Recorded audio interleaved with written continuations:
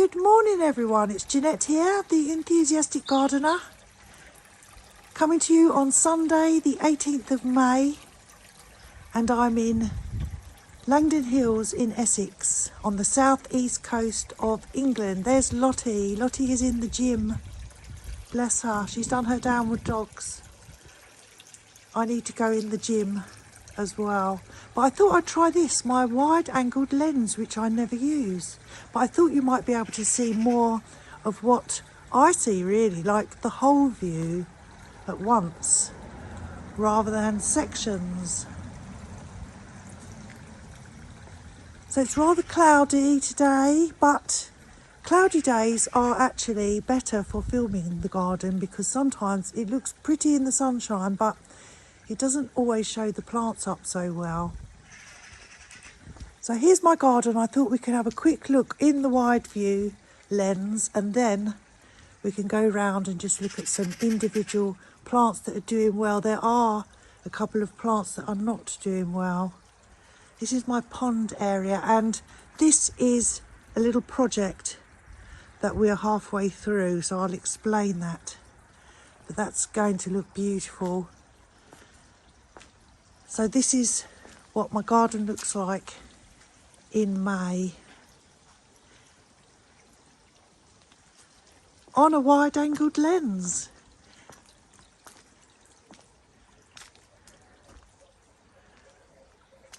And we have a few deaths in the garden, which I haven't removed because I wanted to show you. So I promised you the good and the bad and the ugly.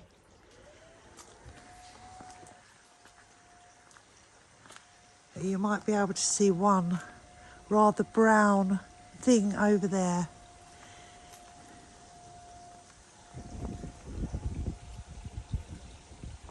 So good morning to you. As you can see, I've only just got up out of bed and I'm still in my dressing gown, but I'd promised a garden tour, so I wanted to get out and do it. I did do some of my weeding as I promised. If you saw Friday's video of Tracy's garden tour down in Westmore's, Dorset, beautiful garden. So if you like looking at other people's gardens, please do check that out. But I thought we'll walk around and have a look at the garden. You haven't seen my garden for quite a while because we've been so busy doing Tina's garden for weeks and weeks, so we've kind of missed the tulips and things like that, but we do have beautiful alliums, and we're kind of in the middle of the bulbs have finished and we're waiting for the roses. Have a couple of roses, not very many yet, but they will be the next spectacularness in the garden. So come with me and we'll have a look around my garden in Essex in England. So I put the lens back on normal and let's have a little walk around the garden. We'll start here and you can see the beautiful new growth on the super blue seedling. It's a Picea pungens. It's so pretty, and it's a blue spruce and it's beautiful. A geranium, hardy geranium, and this is new. This was a present from Tina, a thank you present, which I absolutely love. And it's so funny because I was thinking I could do with a little bit more red in the garden, and it turned up. I manifested the red for the garden. It's an Acer palmatum, a Japanese maple, and it's blood good and it's beautiful. There you can see my little snail that I painted a couple of years ago now, and it's been named by my good friend Bron, who's in Australia. She's named it Sir Lancelot, so that name has stuck. Here we have a lot of ivies and we have some heucheras, beautiful heucheras. The alliums are purple sensation, and they are a sensation. And you know what? I didn't plant these last year. They just came back again. And I was thinking, oh, I should have planted. Why didn't I plant alliums? And then they reappeared, so I've manifested alliums as well. And this is a beautiful Nandina. There. Now down here, for those who don't know, you can see these. There are three, and they are entrances down to a hibernaculum which I built, which is an underground tunnel for things to hibernate. There's another entrance there, and we have another entrance, so there's two entrances there. And it's an underground tunnel system, goes down probably about 2 foot, and it's for things to overwinter. And here we have the pond, and unfortunately the fountain's not on because the sunshine's not out, but the pond has been a great source of fun. This one, I have two ponds, this one is rather secluded and tucked away, as you can see. And then we have a whole host of carexes, which are Moroi ice dance. And you know what? They create so many. You can see here all these little pups and shoots. I have dug so many up. I've given some to Tina, I've given lots to Mum. They just produce so many pups. Now we do have tadpoles in the pond. Both ponds have tadpoles, which are so kindly sent frog spawn from my good friend and viewer Pauline Crispin, and we put half of the frog spawn in this pond and then half of the frog spawn in that pond, and we have tadpoles. And when we go over to the other pond, I will show you. This is another super blue seedling, blue spruce. But let's go over to this one while we're talking about the pond, and I will show you a clip that I took a couple of nights ago, because you can see them in the evening far better. So I'll show you that now.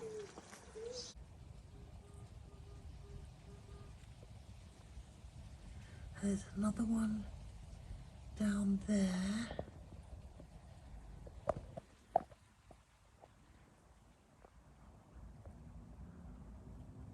They're getting big.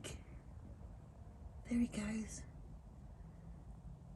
You can see little back legs, I think. Can you see them?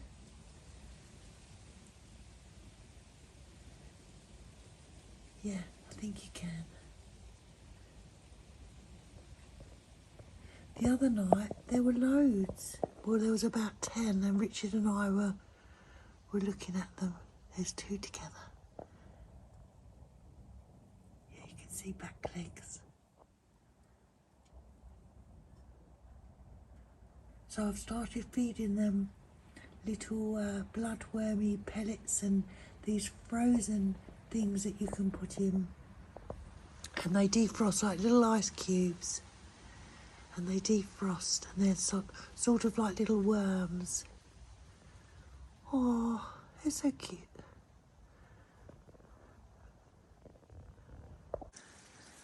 So my tadpoles are doing well, and I don't really know how many I have, but they're doing well. This is a walnut tree. This is Trachyspermum, which is star jasmine, which I've trained. I did have ivy trained up this, but I had two ivies, one going that way, one going that way, and then again 2 ivies there. Well, one on each side both died. So I took them out and I thought, no, let's have beautiful star jasmine, and I can't wait for it to flower because this is new for me, and it's going to flower in a month or so, I think. These are the flowers. Apparently it smells beautiful. And then these plants here are a new variety. They're called Farkay plants. Farkay. So it's just because I'm getting ready to plant this whole area. Now this round here is a work in progress, which is being built at the moment, but what I'd really wanted was to have a flower bed around, all the way around. Obviously, it's a weird shape. This was given to me by Langdon. Langdon sent me this beautiful pond, which I absolutely love. And I've had it probably about a year, and it's just lovely. It doesn't have any fish in it, but as I say, we have the tadpoles, which is a delight.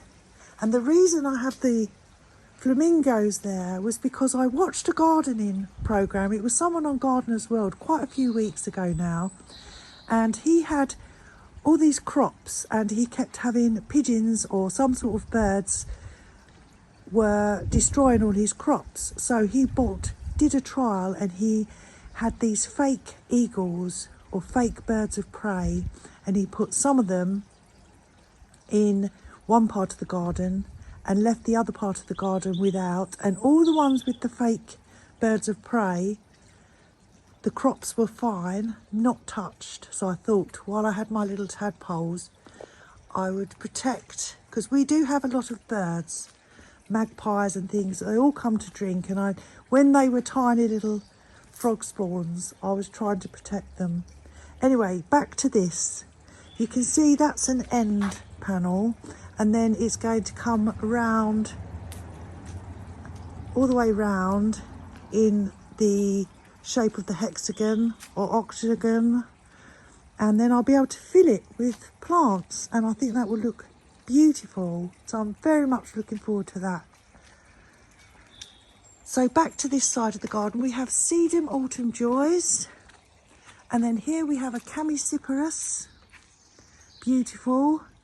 That is a salvia, and these are blue star junipers, which were around the container garden up there, but I moved those. I had 4, but unfortunately one didn't survive.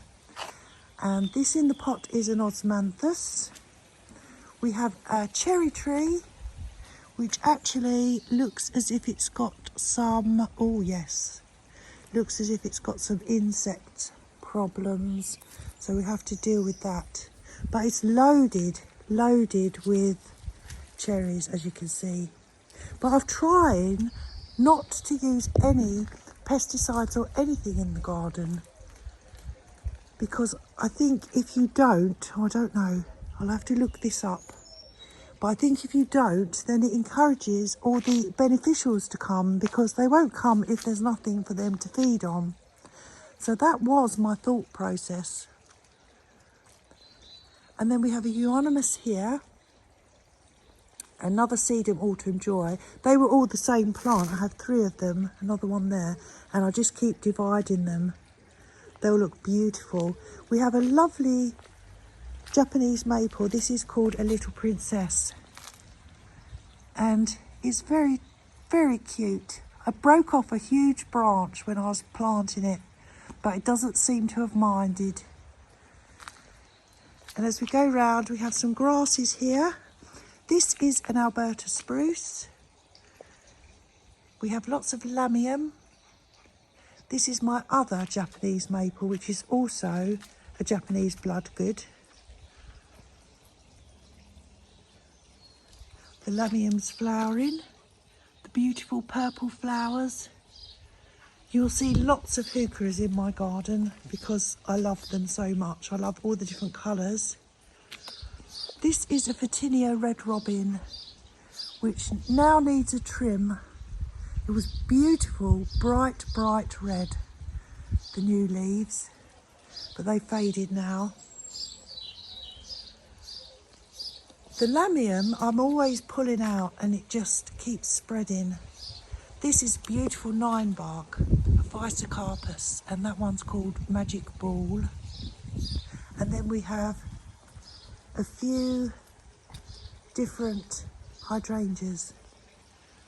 This is a peony, and this peony is just about to bloom. And I've had that peony for a couple of years, and nothing's ever happened to it. And now we have a bloom. Next to it is a smoke bush called Young Lady. This is a lemon cypress. That there is my pear tree. And this is a topiary, which needs a little trim, but it is a Van Gogh totem pole cypress. That's another chamaecyparis. This is my beautiful braided willow, which you just have to, lots of people are interested in these and they are lovely, but you do have to keep going in and pulling off, because it will want to grow little shoots all the way along. But that's no problem, that's easy to do, so you just have to do that.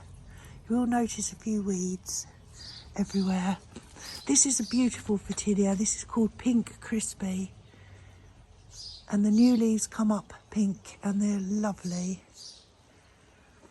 And we have a rose here. No idea. This rose was here when we moved in. We've been here 20 years. 20 years this November, and this was one of the only plants. In fact, it could be the only plant that's still here from then. Everything else I've planted myself. This is a Mahonia, and Mahonias, oh, if you've not seen a Mahonia, when it flowers in the winter, it has beautiful, beautiful yellow, bright yellow flowers. Just when you have no other colour. We have an osmanthus, a nandina. This is my other star jasmine, which is in a bottomless pot. This here is a euonymus, which I was trying to cloud prune into balls. I'm not so sure that was a success. And this is a blue arrow, a juniper. Trachycarpus fortunii, love that. Lots of heucheras. This is an osmanthus, lots of beautiful colour heucheras. And I love them because they're just gorgeous. This is new for me. It's a loropetalum and it's called Everred. And I've really, really enjoyed that. And this is my Camerops. My redbud Golden Falls, which I planted in April, and now the leaves have come out, and it's just so pretty, so pretty, really pretty. Apparently the leaves will get much, much bigger than this, and it's just, it will never get taller, it will just cascade down. And we have a green spire here, just some ivy, and these are vinca minors, and they are called Illumination, and lots of people have been warning me that they will spread. So I will keep my eye on those, definitely, but I don't mind them spreading. They can spread all round there, that would be lovely. I have beautiful ivies which my friend Mark Border sent to me. This one in particular, look how beautiful this is. And he says I can start to take cuttings. So that's done so well, and I have a lot of different ivies which he sent to me, as you can see. This is Veronicastrum, which I divided and made it into two. That will have beautiful white spike flowers which remind me of candelabras. This is my bay tree, and then we have an apple tree. This is a yew, which I've had for quite a while. Then we have some hardy geraniums down the bottom. This is a Vanderwolf's pyramid. Look at these. They're so lovely. This is beautiful. So you can see the new growth for this year. This is one of the deaths. And all the deaths, admittedly, are my fault, because these are plants which I have moved, probably not once, not twice. I think this is its fourth place, and it's just given up, poor thing. So that will be coming out. And this is my Schneewittchen rose, which you can see the first rose. Schneewittchen means Snow White in German. Loads of buds on those. It's going to look absolutely beautiful. And this is my Fatsia japonica. Now, Fatsia japonicas do not have to be this shape. It's because I like to create them into a tree form shape. Not everyone's cup of tea, I get that, but I just pull off the old leaves. These are all brand new this year, and then when the brand new ones come, the older ones start to fall downwards or they lean downwards, I just peel them off because I like the architectural shape. This is a Formium brown sugar. We have some dianthus,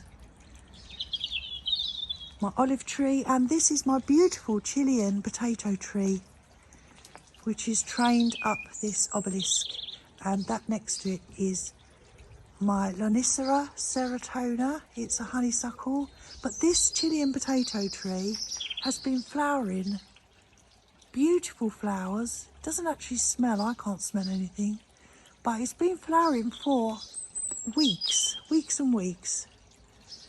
So I'm very happy with that. So that's that long border there, round to there, and we've seen all this and all this. I'll just swing round to another rose. It's a Santana rose, which grows up here. Hopefully that will be beautiful red. And once again, I do have a lot of aphids.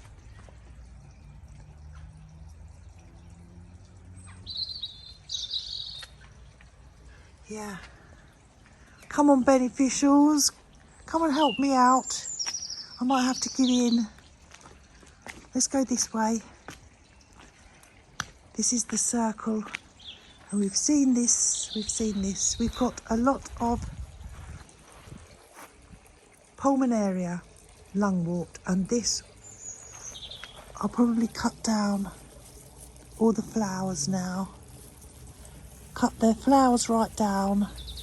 But it's been beautiful, absolutely beautiful. And then you're left with these lovely, lovely mottled leaves. So I've quite a few lungworts dotted about. And then this is Shady Corner, which is always in the shade, always. So unfortunately, my lemon cypress has died. Now, lemon cypress was in the front garden, but it blew down in Storm Bert, which was probably February time, and I thought, oh, I'll move it, and it didn't survive. So I'm going to take that out. I'm also going to take this out. This is a rhododendron, and it never does well, as you can see. My soil is too alkaline, even though it's in a raised pot. My soil is too alkaline. We only have one bud. So I'll let that flower, and that will be a purple. And then this here is a garden illusion gate, which needs a clean, as you can see. But all it is it's not, it's just a acrylic.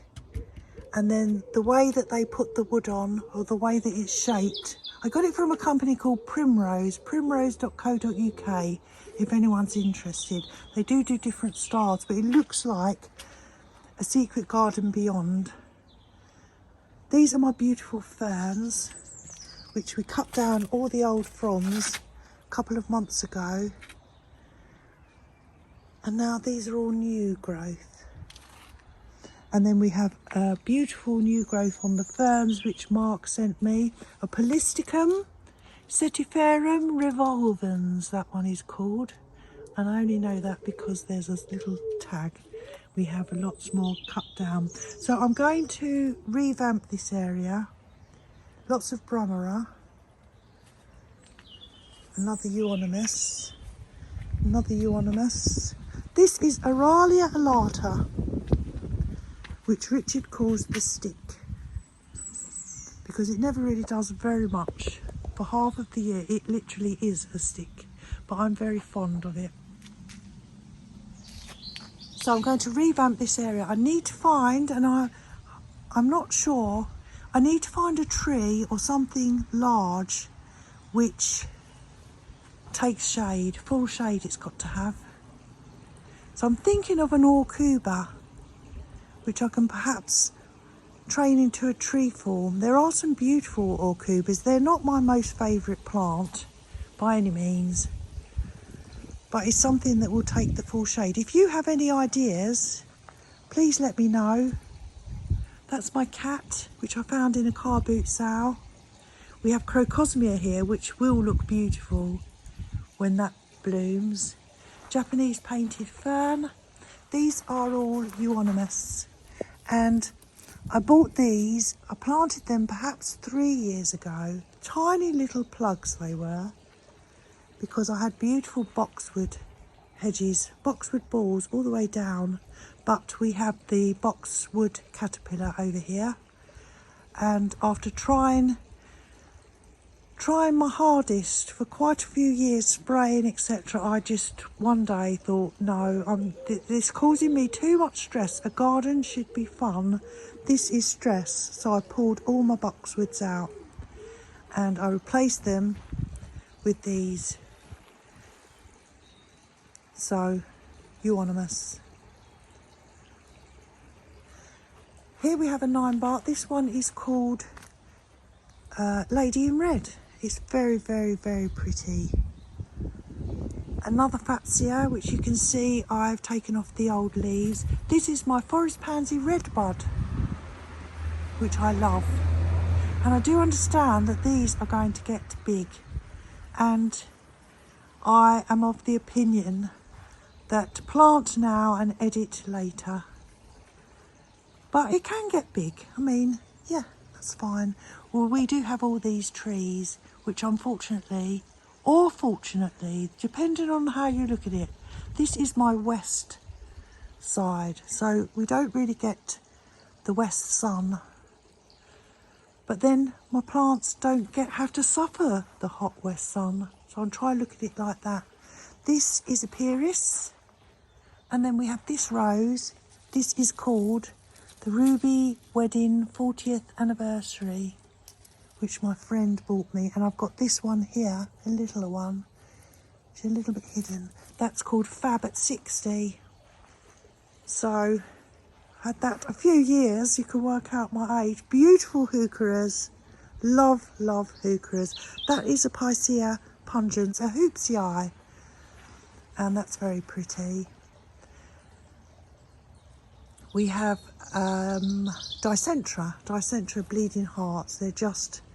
They'll disappear now really. They've finished. That is a Chamaecyparis. That's a David Austin rose. James L. Austin, that's called. These are pretty little tiarellas. Tiarellas, very nice. And again, we have the lily, and that's it really. That's it. I'm going to put it back on widescreen. Back on widescreen, so you can hopefully see the whole garden.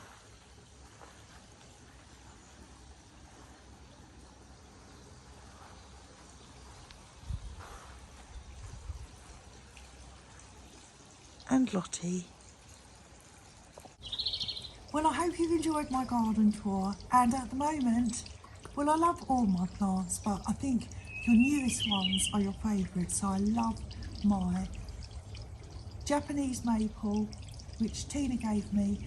I love my Laura petalum, and I love my golden falls, and I can't wait to start planting around the pond. When my planter is built, finished, it's kind of halfway, but it's, as you can imagine, all those angles, it's rather intricate and needs quite a lot of skill of working it all out. I'm not making it, I'm planting it, but yeah, I'm looking forward to that. I'm making the pond area even more lush and beautiful, so that's exciting. So that's a project that's coming up, and then of course I need to replant over a little bit in shady corner, rejuvenate that. So if you do have any ideas for shade trees, I want something biggish, otherwise it's going to be an Orcuba.